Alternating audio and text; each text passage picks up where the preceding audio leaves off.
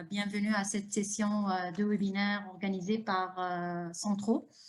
Donc, le sujet de notre webinaire aujourd'hui, ça parle d'un développement technologique, d'une nouvelle technologie basée sur donc des procédés électrochimiques et qui vise principalement le traitement et le recyclage des eaux grises issues des campements de chantier. Donc, c'est un projet en fait qui répond aux besoins de notre partenaire industriel qu'on travaille avec lui au Centre de technologie de l'eau. C'est RCM Solutions Modulaires qui est spécialisé dans la fabrication des campements de chantier et qui, bien sûr, lorsqu'on parle de campements de chantier des travailleurs, il y a la génération donc des eaux, notamment les eaux grises. Donc, dans notre plan de présentation, on va aborder trois grands points majoritairement. Notamment, on va parler qu'est-ce que les eaux grises, c'est quoi les origines de ces eaux grises, c'est quoi la quantité d'eau consommée d'eau grise, c'est quoi aussi les types de polluants qu'on peut les détecter dans ces types d'eau. On va passer aussi à parler de la réglementation, que ce soit pour les rejets de ces eaux ou bien aussi la réglementation liée au recyclage des eaux grises, s'il y en a.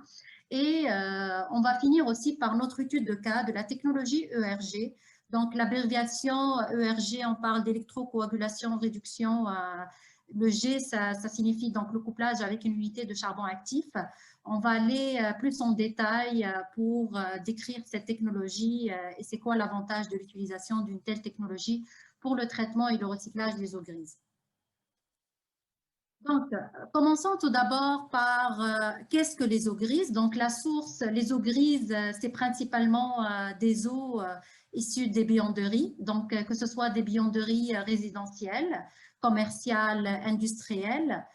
Vous savez, dans les campements de chantier, donc on a des chambres, donc ça représente à peu près des résidences. Donc, il y a des travailleurs qui consomment de l'eau dans ces campements-là.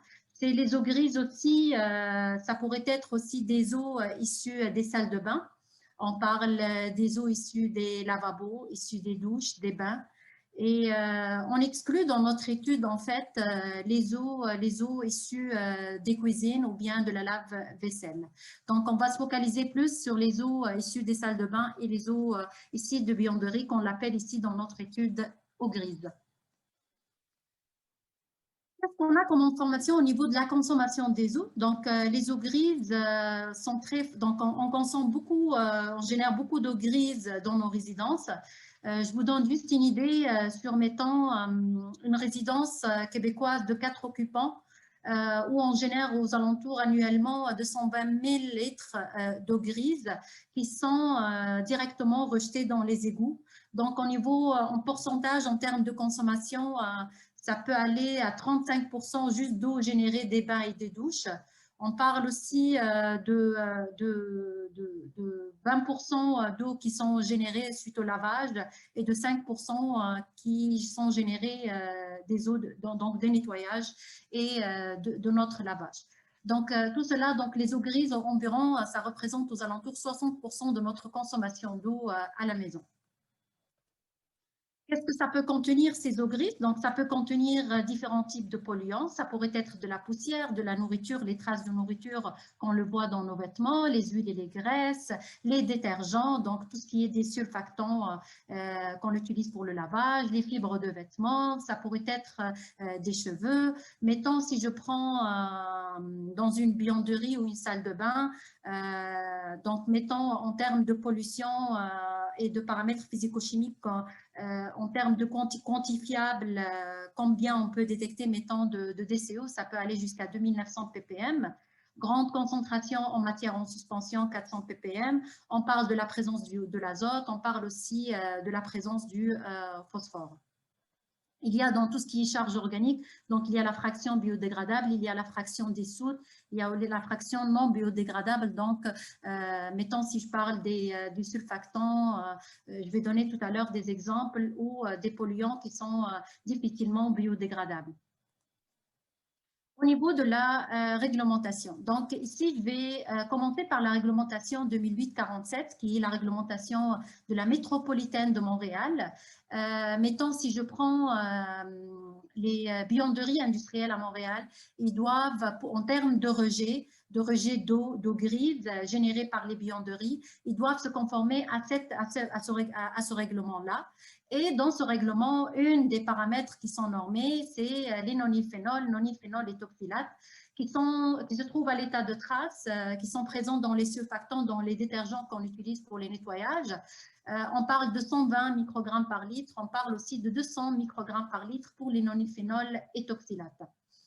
On parle aussi au niveau des règlements pour le traitement, on parle de la stratégie aujourd'hui pan-canadien pour la gestion des effluents d'eau usée, dont les eaux grises, ils font partie aussi des eaux usées. Dans cette stratégie-là, on parle de la gestion de la qualité des effluents, on parle le suivi de la conformité, la réduction à la source des polluants, donc par le développement des technologies qui peuvent donc traiter ces eaux. Mettons, si je parle d'un campement de chantier, il doit traiter ces eaux avant de le rejeter dans l'environnement, surtout s'il est dans une région isolée. Donc, tous ces règlements, ils parlent beaucoup plus du traitement et d'où donc la nécessité de traiter ces eaux, notamment les eaux grises, avant de le rejeter, que ce soit dans les égouts ou bien dans l'environnement. Au niveau aussi, donc parmi les technologies, si on parle de traitement, si je prends une buanderie qui génère de l'eau grise, actuellement sur le marché, ce qui trouve comme technologie appliquée, c'est des procédés conventionnels, mettons la coagulation, flocculation, où on fait de dosage des réactifs chimiques, un ajustement de pH, il faut une manipulation de ce genre de procédés, on génère de la boue, donc ces boues, il faut les traiter, il faut l'entreposer, il faut le transporter, donc c'est quand même des coûts supplémentaires et on parle juste de traitement. Donc ici, on ne parle même pas de recyclage, c'est des procédés qui sont utilisés juste pour traiter ces eaux-là et de le rejeter dans les égouts. Il y a des études actuellement qui s'effectuent de plus en plus et qui parlent en fait de l'avantage de traiter les eaux grises, mais aussi de le recycler. Il y a pas mal d'études actuellement qui ont été faites et qui ont démontré qu'avec le recyclage de ces eaux, on est capable de réduire notre consommation d'eau potable jusqu'à 30 à 40% et de réutiliser ces eaux pour des applications non potables. Notamment des applications comme par exemple le lavage des mains, pour, mettons, l'irrigation, lavage des voitures, des camions, mettons pour les chasses de toilettes surtout, et pour pouvoir les réutiliser, ces eaux grises traitées, il y a aujourd'hui ce qu'on appelle la norme NSF 350, qui vise en fait le traitement et qui s'applique sur la réutilisation des eaux pour des applications non potables. La norme NSF, elle a fixé certaines normes pour certains paramètres comme la DBO, la matière en suspension, l'odeur, le pH, l'absence de bactéries pathogènes. Donc tout ça, ça a été détaillé dans la norme NSF 350 et c'est ce que nous, dans notre étude, en fait, on a utilisé, on s'est basé sur cette norme pour pouvoir comparer l'efficacité du traitement et voir si on est capable de réutiliser ces eaux grises ou non. Donc, en se basant sur cette mise en contexte, l'objectif de notre étude à travers cette problématique-là, c'est de développer un procédé à base d'électrochimie, donc un procédé électrolytique qui vise en fait le traitement et le recyclage des eaux grises issues des campements de chantier. En fait, on vise les campements de chantier, comme je l'ai dit au départ, pour répondre aux besoins de notre partenaire industriel RCM Solutions Modulaires, qui est spécialisé dans la conception et la fabrication des campements de chantier pour des constructions d'immeubles, de logements pour les travailleurs. Et avec ces campements-là, ils se trouvent à se confronter à des problèmes liés à la gestion des eaux usées, notamment les eaux grises et aussi il y a les eaux noires qui sont issues des toilettes. Donc, en fait, surtout, lorsque, mettons, ces campements-là sont installés dans des régions isolées, dans des zones non connectées à des réseaux d'égouts, où il doit gérer ses eaux, il doit les traiter, il doit les transporter s'il n'y a pas un traitement, un procédé de traitement ou une technologie sur place. Donc, ça lui donne, ça le permet en fait d'avoir des coûts très élevés pour la gestion de ces eaux. Vous voyez ici, c'est une partie donc, du système, la technologie ERG, qu'on va par la suite plus les détailler. Donc, vous voyez ici le système électrolytique qui est in situ d'un bassin de décantation et le tout, il est bien sûr lié à un système d'absorption sur charbon actif. Donc ici, je vous donne une idée sur les campements de chantier sur lesquels on a travaillé et on travaille actuellement sur site. Donc, c'est un campement de chantier pour 3 à 4 travailleurs. Notre partenaire aussi, il fabrique des campements de chantier pour 20, 30 personnes et même plus pour 100 personnes. On a commencé notre étude pour des campements de petite taille.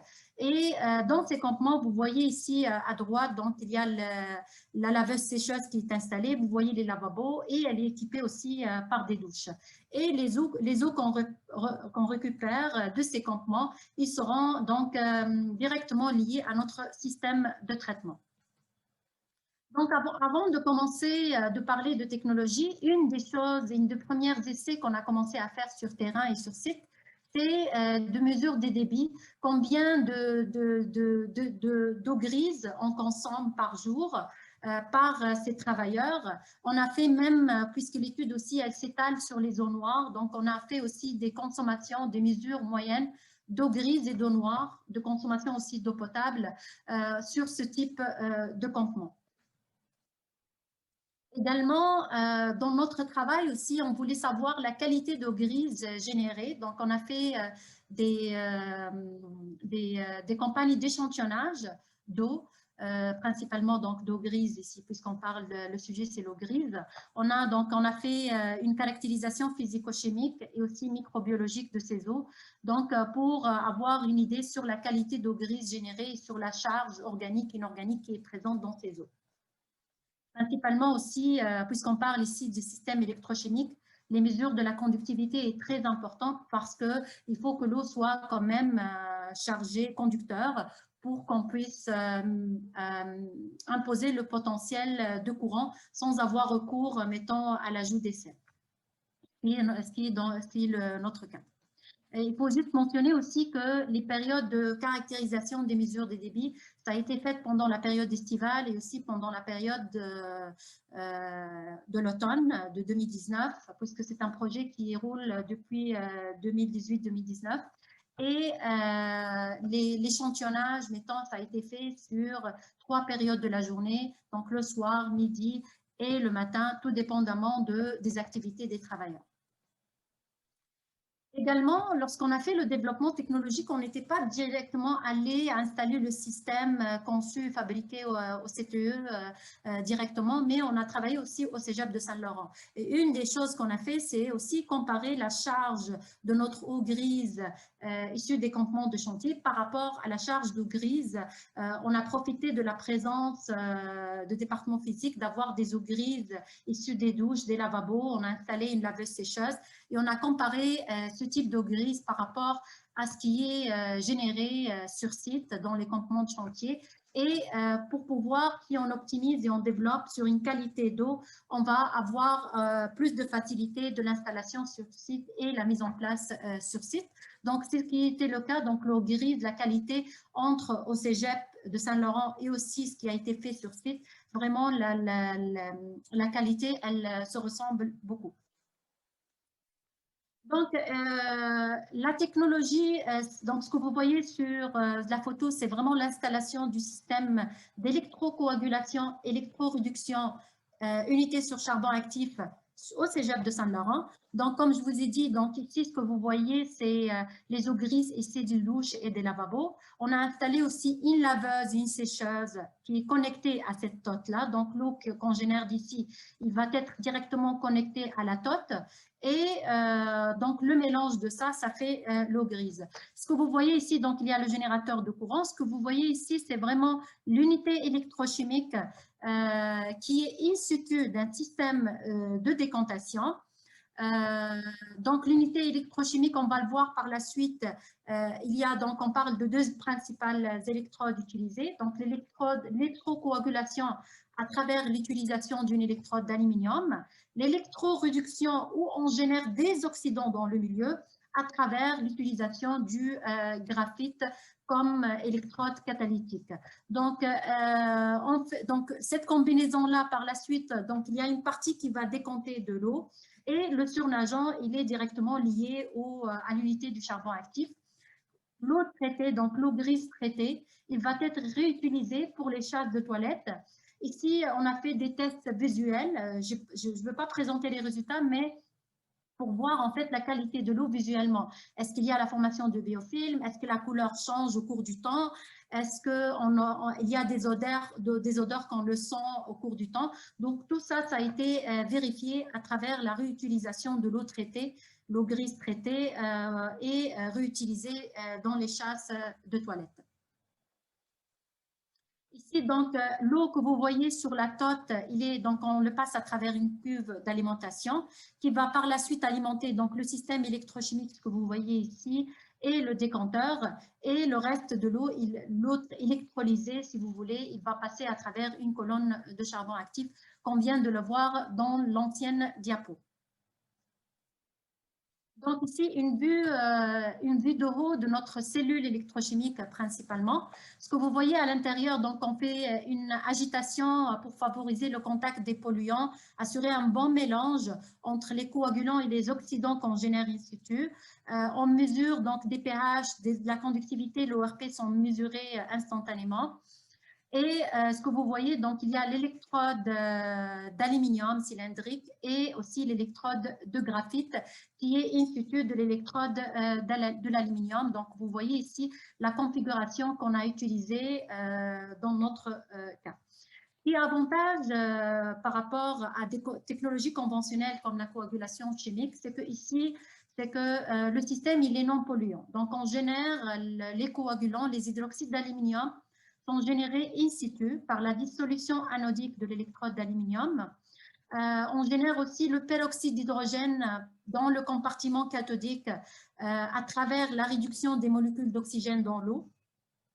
Le peroxyde d'hydrogène, il va jouer le rôle d'un oxydant pour s'attaquer à la fraction dissoute.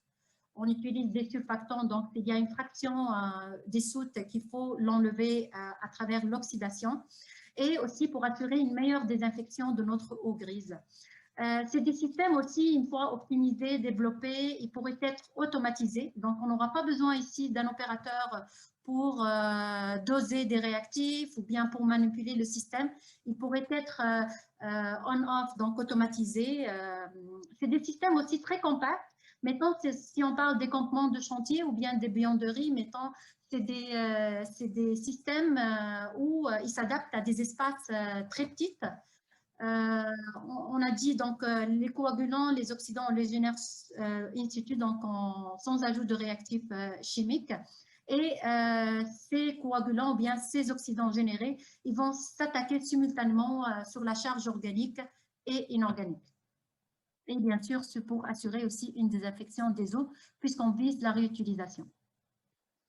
Au niveau, ici, je vous donne donc une idée sur les paramètres opératoires appliqués lors du développement et l'optimisation de la technologie, surtout lorsqu'on veut, mettons, travailler, faire la conception d'un système pour une plus grande capacité, si pour des campements de 100 habitants, de 100 travailleurs, ça sera plus facile connaissant la densité de courant, connaissant les volumes des réacteurs, connaissant le temps de contact.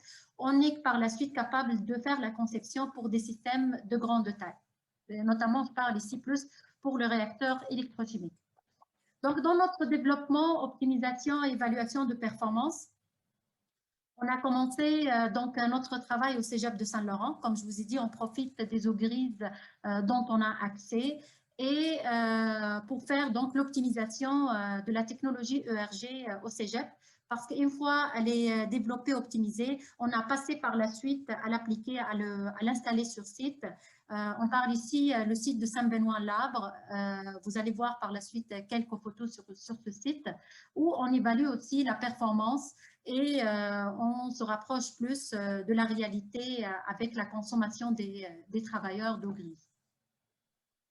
Donc, les principaux paramètres qu'on a fait, c'est on a fait tout d'abord une étude préliminaire en imposant certains paramètres comme la densité de courant, le temps de contact, et on voulait voir, découvrir donc c'est quoi la performance du système qui a été conçu pour le traitement et le recyclage des eaux grises. On a fait varier aussi la densité de courant, le temps de contact à travers des débits. C'est sûr que le système conçu actuellement, c'est fait pour des faibles débits, mais ça n'empêche, si on veut avoir plus de capacité, il suffit d'avoir un système avec plus de capacité. On a fait des tests de reproductibilité à chaque fois aussi pour voir en fait si la performance, ça se maintient, surtout avec l'utilisation de l'électrode d'aluminium qui est une électrode consommable au cours du temps. Donc, à certains moments, il faut aussi la changer. Donc, comme je vous ai dit, donc on a commencé par une étude préliminaire. Le système tel qu'il est conçu, donc il est on est capable d'enlever une grande partie de la matière organique juste par électrolyse. On parle de 45%, peut aller même jusqu'à 50%. Et on est capable aussi d'avoir une bonne élimination des matières en suspension, de la turbidité, déphosphatées, donc par électrocoagulation, enlèvement de la fraction phosphore. Et le reste a été raffiné par l'utilisation de la colonne sur charbon actif. Ça, c'était un test préliminaire que je présente, mais vous allez voir qu'avec le temps, donc avec l'avancement de ce que je vais présenter, qu'on a quand même optimisé, surtout à la cellule électrochimique, pour améliorer la performance d'enlèvement de la matière organique et aussi tout ce qui est clarification. On a fait varier aussi la densité de courant. Ici, juste pour ceux qui ne sont pas familiarisés avec les systèmes électrochimiques, on parle de densité de courant, c'est-à-dire le courant qu'on impose ici par rapport à la surface anodique de l'électrode de l'aluminium dans notre cas. Ça pourrait être aussi par rapport à la surface cathodique puisqu'on génère des oxydants. Donc, on peut aussi faire ressortir la densité de courant par rapport à la surface cathodique, par rapport à l'électrode de graphite. Mais tout ce que vous voyez ici, c'est par rapport à l'électrode de l'aluminium qui génère le coagulant. L'échantillonnage qui a été effectué, bien sûr, pour les performances, c'est toujours dans la top, donc le mélange d'eau grise, à la sortie de décompteurs, notamment après électrolyse et décantation, et aussi à la sortie du charbon actif, donc qui nous donne la qualité de l'eau traitée à la fin. Quelques résultats de ces essais-là. Donc, tout d'abord, ce que vous voyez ici, c'est le potentiel d'oxydoréduction qu'on a mesuré instantanément. Vous voyez que cette augmentation, on l'explique notamment par la production du peroxyde d'hydrogène dans le milieu, donc l'oxydant qu'on génère dans le milieu. Bien sûr, le peroxyde d'hydrogène, il peut c'est quelque chose qu'on n'a pas vérifié, mais théoriquement, il peut se décomposer en radical hydroxyle. Donc, ça va être un plus dans le système pour, au niveau de l'oxydation. Et ce qu'on a remarqué aussi, c'est qu'il y a, avec le traitement, on fait de l'électrocoagulation. Donc, on génère à la cathode aussi des ions hydroxyles qui vont s'associer avec les ions d'aluminium. Et on va former ce qu'on appelle les hydroxydes d'aluminium. Donc, l'augmentation du pH, ici, ce que vous voyez, c'est dû à la production de ces ions hydroxyles dans le milieu, ce qui a été quand même une petite surprise dans nous lorsqu'on a utilisé le charbon actif, c'est qu'on a une légère augmentation du pH avec le traitement. Ceci, on arrive à l'expliquer par en fait le point isoélectrique du charbon actif. Ce point isoélectrique qui est supérieur par rapport au pH de l'effluent électrolysé. Et donc, dans notre cas, le charbon actif, il a tendance à absorber donc, tout ce qui est des charges positives et relarguer tout ce qui est des charges négatives, notamment l'orthophosphate, donc le phosphore, et aussi les ions hydroxyles. Vous allez le voir aussi dans les résultats, c'est quelque chose qu'on a observé au niveau du relargage du phosphore. Et je vais vous montrer aussi comment on arrive à remédier à ce genre de problème. Également, donc, au niveau de la clarification, l'augmentation de la densité de courant a démontré qu'on est capable de s'attaquer beaucoup plus à la fraction organique, plutôt ici à la clarification de l'eau. Donc, on arrive à avoir une meilleure clarification de l'eau et aussi à la fraction organique. Je vais le présenter tout à l'heure, les résultats. Et que ce soit en termes de clarification, en termes de turbidité, aussi enlèvement des matières en suspension. Ce qui a été démontré aussi, c'est que l'augmentation de la densité de courant, pas forcément, elle peut améliorer la performance parce que plus on augmente la densité de courant, plus on génère des ions hydroxyles dans le milieu. Donc, la décantation, ça va perturber la décantation et des particules, et par conséquent, on va les retrouver sur le surnageant, et c'est ce qu'on le voit effectivement ici. Notamment, bien sûr, le charbon actif, il arrive à retenir tout ce qui a été échappé dans la partie décantation. Donc, la même chose aussi avec la DCO et aussi avec la DBO. Donc, quand même, avec la DCO ici, en augmentant donc la densité de courant, on peut avoir jusqu'à 60%, plus que 60% d'enlèvement de DCO, plus que 92% en termes de 40% en termes de DBO5, mais on arrive à l'améliorer en utilisant en fait en le couplant avec le charbon actif. Également, en plus, donc, on a dit qu'on génère des ions hydroxyles dans le milieu, pas forcément, donc tout dépendamment aussi du pH de l'eau, pas forcément ces ions hydroxyles, on va former les hydroxydes d'aluminium, mais ça se peut qu'on forme aussi les AlOH4-, donc ces ions qui sont des consommateurs alcalins et qui peuvent en fait réduire la performance du traitement, surtout du côté, je parle ici, de l'électrocoagulation. D'où, en fait, ça explique pourquoi, en augmentant la densité de courant, à certains moments, on arrive à avoir une baisse de performance. Notamment aussi au niveau de la fraction soluble. Surtout ici, elle est due au peroxyde d'hydrogène qu'on génère dans le milieu. Ce peroxyde d'hydrogène qui va vraiment oxyder la matière, la fraction organique dissoute dans le milieu. Et donc, notre performance avec le système d'électrocoagulation et électroréduction, on arrive à réduire jusqu'à 55% dans le milieu. Le reste a été raffiné par le charbon actif.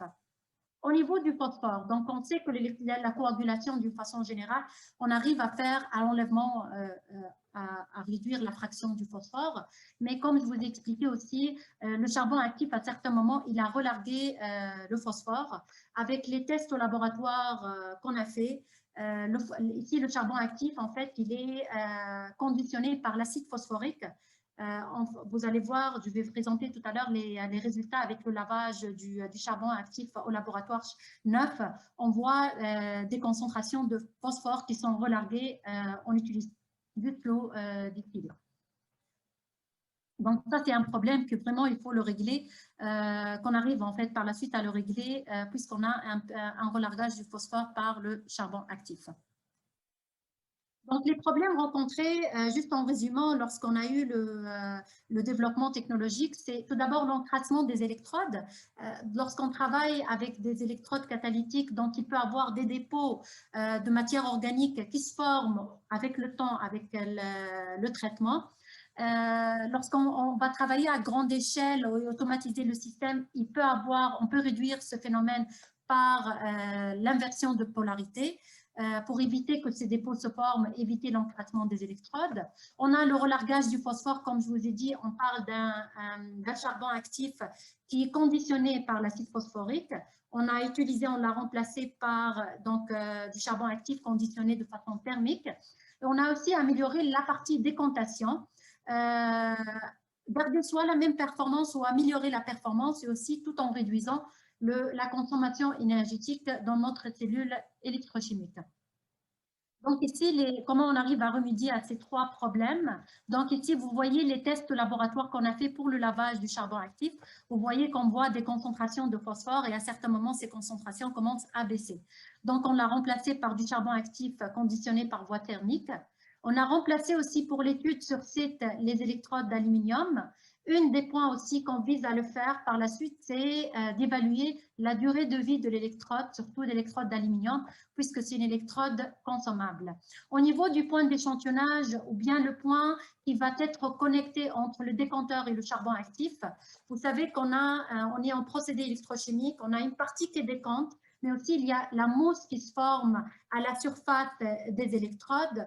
Donc, il faut on arrive à détecter le bon point pour connecter notre système d'échantillonnage et connecter notre point avec le charbon actif pour aussi améliorer la durée, éviter le colmatage du charbon actif et améliorer sa durée d'utilisation. Donc, en faisant notre optimisation, juste avec donc, la clarification pratiquement, on est à supérieur à 90% en termes de clarification d'eau, que ce soit par la cellule électrochimique ou bien par charbon actif. Vous voyez ici les tests du traitement. Donc, tous les tests ont été faits, j'ai oublié de les signaler, en mode continu. Donc, durant toute la journée, on a travaillé et on fait des échantillonnages.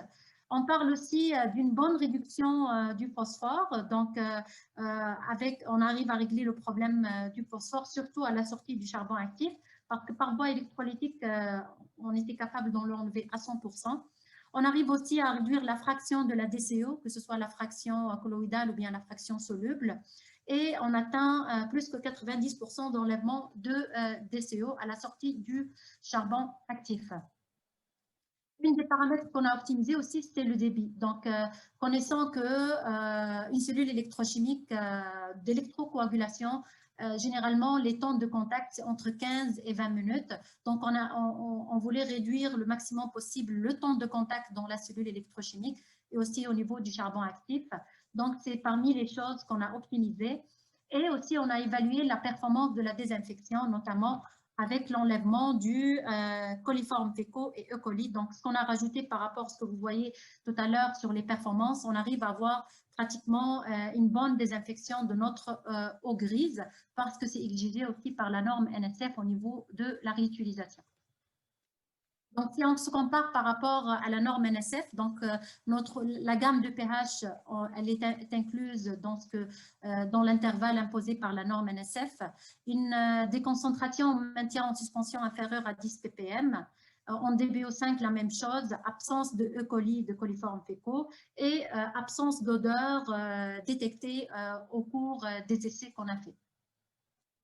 Donc ici, juste une image visuelle sur la qualité de l'eau, surtout finale, obtenue après, donc à la sortie suite au traitement avec la technologie ERG. Et ce que vous voyez ici, c'est vraiment la qualité de l'eau grise initialement. Donc, une fois qu'on a fait notre optimisation au Cégep de Saint-Laurent, par la suite, donc, on a passé à l'étape sur site, donc à Saint-Benoît. Et ce que vous voyez ici, donc, c'est une dimension 3D de notre système avec la TOT qui accumule l'eau grise. Donc ici, ce que vous voyez, c'est vraiment le système électrochimique in situ d'un réacteur de décantation et par la suite qui va passer à travers un système de charbon actif en gras. En fait, l'ensemble que vous voyez ici, il y a le système utilisé pour le traitement et le recyclage d'eau grise et on a réservé de l'espace aussi pour le traitement des eaux noires avec un traitement, on a visé un traitement biologique pour le traitement des eaux issues des toilettes, donc c'est les eaux noires. Donc, quelques photos ici de notre installation sur site. Donc, ici, vous voyez donc le bac d'alimentation pour les eaux grises, donc l'accumulation des eaux grises. Ce que vous voyez ici, c'est vraiment une vue de haut de notre cellule électrochimique avec la partie décantation et la colonne du charbon actif qui a été utilisée pour l'étude. Ici, pendant donc, les essais qu'on a commencé au mois de septembre, octobre, sur site, donc de traitabilité. Donc ici, le réacteur électrochimique, il est en mode fonction. Vous voyez ici la boue qu'on le génère en fait dans la cellule électrochimique à la surface des électrodes. Donc, quelques résultats de nos essais, donc des essais qui ont été faits au mois d'octobre, novembre et aussi au mois de décembre. Donc, la performance de notre système, on est à plus que 65% d'enlèvement de DCO juste à la sortie de l'unité électrochimique. Avec le charbon actif, on arrive à le raffiner à plus que 90%. Donc, également au niveau de la clarification, plus que 50% de l'eau qui est clarifiée juste par une électrolyse et décantation et le reste, il est raffiné par la colonne du charbon actif. Au niveau de la déphosphatation, on est capable d'enlever la fraction phosphore par électrolyse. Donc, ça, c'est quelques essais, quelques résultats d'essais qui ont été faits au mois d'octobre 2020.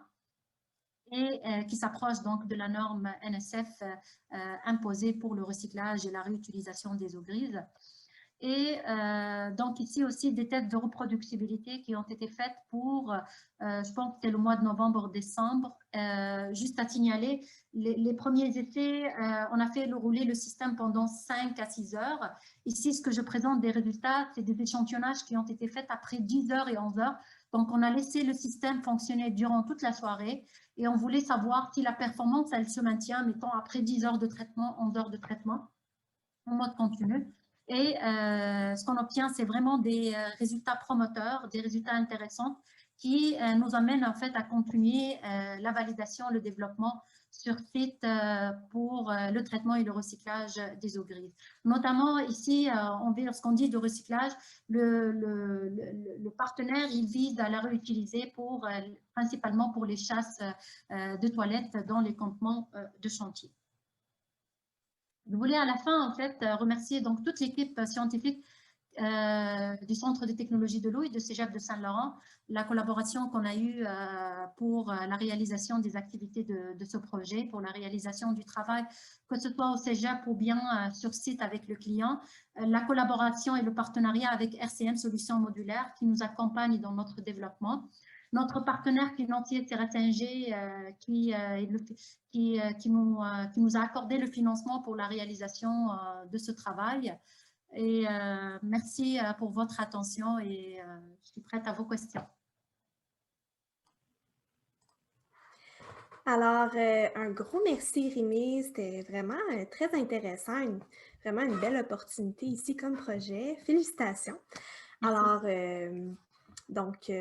je veux juste vous dire aussi, avant de passer à la période de questions, que vous pourrez retrouver la présentation de Madame Dagrir en format PDF sur le site web de Centro. En fait, elle est déjà en ligne sur le site web de Centro et vous pourrez aussi retrouver la présentation en vidéo. Donc, c'est maintenant la période de questions. Alors, si vous avez des questions, vous pouvez les écrire dans le chat. Je vois qu'il y a déjà beaucoup de questions. Oui. Je suis remise des fois. Alors, je t'invite, Rémi, à lire d'abord les questions à voix haute et à y répondre par la suite. OK. Donc, je commence en haut. Hein. Donc, la norme NETSEF étant unienne, est-ce qu'on doit obtenir une autorisation de la régie du bâtiment pour utiliser les eaux grises dans un bâtiment? Je pense que oui, mais c'est la seule, ce que je peux dire pour la norme NSF actuellement, c'est la seule norme qui est actuellement présente ou bien disponible, qu'on peut l'utiliser pour voir si on est capable de réutiliser de l'eau pour des applications toujours non potables. Vous pouvez poser vos questions. Okay. Du point de vue énergétique, le traitement par unité est-il mieux que le traitement chimique?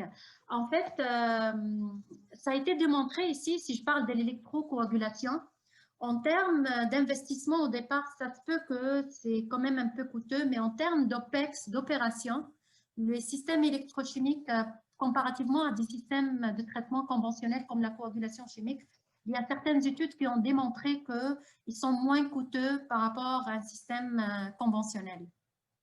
Donc, la réponse est oui. Que le traitement des eaux grises peut assurer l'élimination des pathogènes, exemple le COVID-19. Si la réponse c'est non, est-il recommandé de sclérose des eaux grises? OK. Le COVID, c'est un virus. Donc, ici, le système, il vise, donc on a l'électrocoagulation, on a l'électrocooxydation.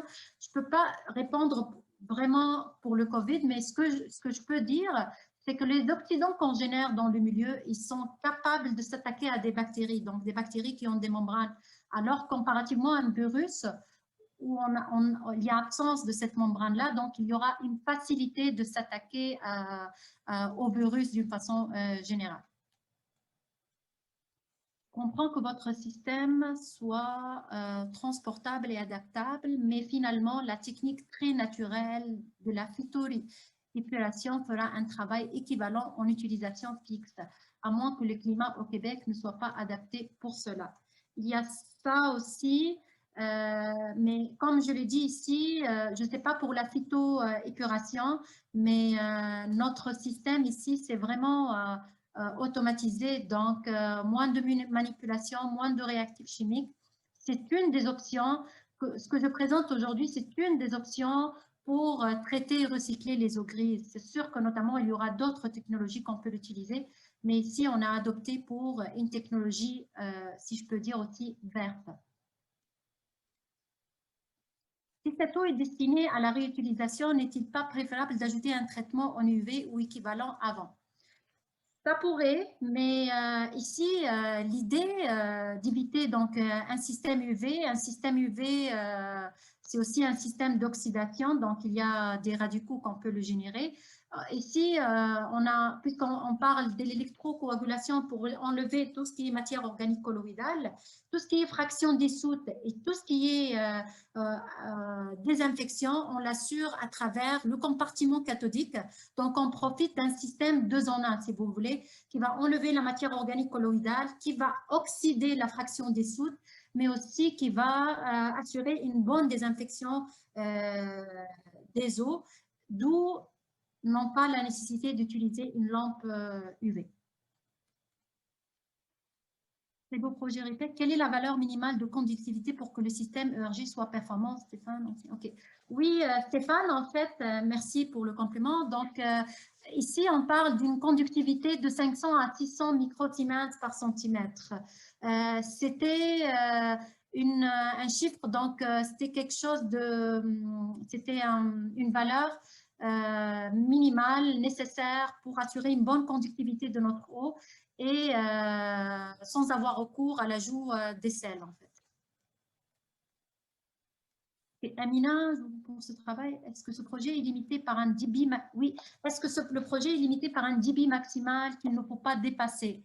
Car si ce n'est pas le donc pour les nouveaux projets d'habitat, vaut mieux opter pour ce système en réutilisant les eaux grises traitées pour les chasses de toilettes.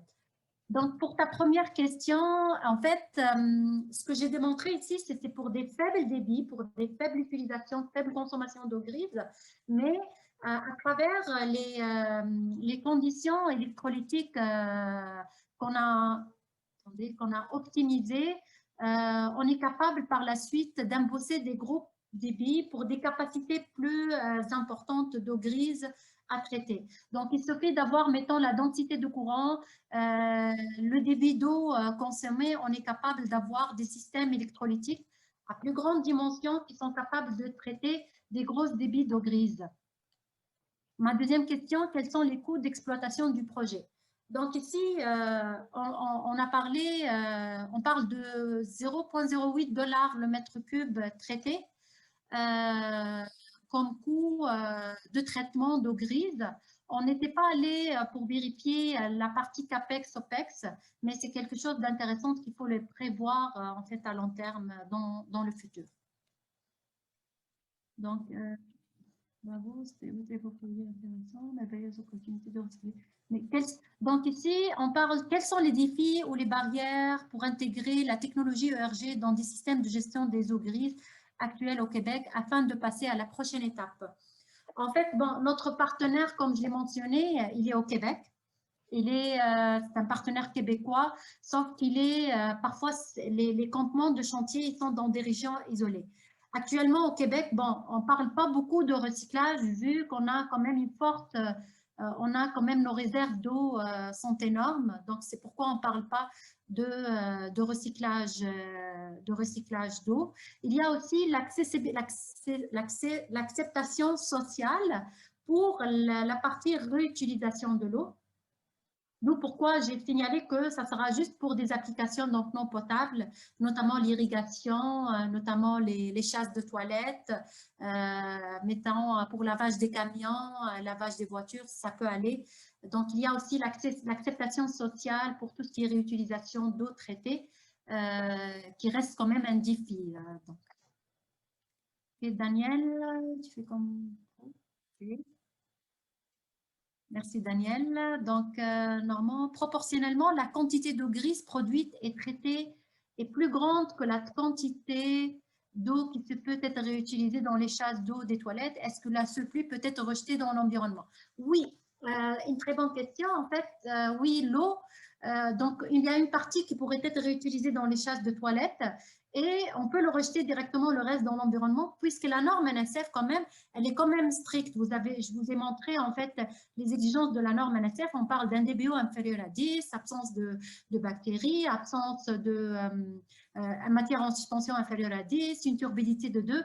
Donc oui, avec les normes ou les exigences environnementales en termes de rejet dans l'environnement, ça pourrait être le surplus, ça pourrait être rejeté dans l'environnement sans aucun problème. Très bon, intéressant. OK. Les oxydants. Okay. Les oxydants générés dans votre système peuvent-ils être comparables au chlore, qui est également un puissant oxydant et également virucide? La chloration, c'est quand même, oui, c'est vrai, c'est un oxydant qui pourrait être régénéré si on utilise d'autres types d'électrodes catalytiques. Et si on génère le radical, le peroxyde d'hydrogène et les radicaux hydroxydes suite à la décomposition du peroxyde d'hydrogène, ce que je peux te dire, c'est que le peroxyde d'hydrogène, il a un potentiel d'oxydoréduction de 2,8 est reconnu comme l'oxydant le plus puissant qu'on peut générer dans le secteur, dans le domaine de traitement des eaux, qui est plus puissant que la chloration en fait. Avec bien sûr le peroxyde aussi qu'on génère in situ, qui a aussi un potentiel d'oxydation très élevé. This is a very great project. Nous sommes en train de lancer un start-up en Tunisie. Nous sommes en train d'inventer un appareil commercial qui traite l'eau grise dans des filtres et sans des matières chimiques. Nous sommes jeunes et nous visons votre aide. Pouvez-vous m'envoyer votre email, s'il vous plaît? Oui, pas de problème.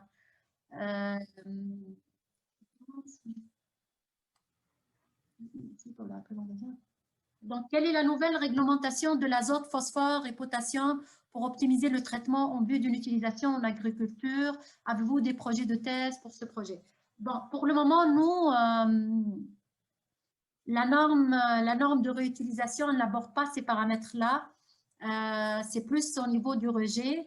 Au niveau, ça pourrait être pour l'irrigation, mais dans ce cas, comme vous venez de le mentionner, il faut prévoir pour le réutiliser dans l'agriculture, en plus de la norme de réutilisation, quelles sont vraiment les vraies valeurs qu'il faut respecter pour ne pas dépasser en termes de phosphore, azote et potassium, qui sont nécessaires pour l'irrigation et pour l'agriculture en fait.